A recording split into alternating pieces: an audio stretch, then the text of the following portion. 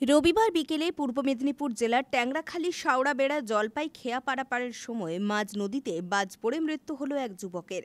জানা গিয়েছে, মৃত ওই যুবকের নাম অলোক মান্না, বয়স আনুমানিক ২১। তার বাড়ি ভগবানপুর থানার গুড় গ্রামে। স্থানীয় সূত্রে খবর, রবিবার বিকেলে ট্যাংরাখালী থেকে শাওড়াবেড়া খেয়ায় কেলেঘাই নদী পারাপারের জন্য নৌকাতে উঠেছিল ১০ জন যাত্রী। কালো মেঘে ঢেকে যায় গোটা এলাকা। শুরু হয় বৃষ্টি।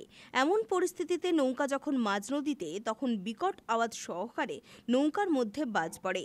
সংজ্ঞাহীন হয়ে পড়ে নৌকার মধ্যে থাকা যাত্রী অলোক মান্না। এদিকে তার পাশে থাকা অপর দুই যাত্রী নদীতে ছিটকে পড়ে যায়। শুরু হয় চিৎকার চেঁচামেচি। পাড়ে থাকা লোকজন দেখতে পেয়েই সঙ্গে সঙ্গে স্থানীয় চৌখালী বিট হাউসে খবর দেয়। তৎক্ষণাৎই অলোক সহ বাকি যাত্রীদের উদ্ধার করে চণ্ডীপুর এরাশাল গ্রামীণ হাসপাতালে নিয়ে যাওয়া হলে চিকিৎসকেরা অলোককে মৃত বলে ঘোষণা করেন। অপরদিকে বাকি দুজনের অবস্থা আশঙ্কাজনক হওয়ায় তাদের তাম্রলিপ্ত মেডিকেল কলেজ ও হাসপাতালে স্থানান্তরিত করা হয়। এই ঘটনায় ব্যাপক শোকের ছায়া নেমেছে অলোকের পরিবারে।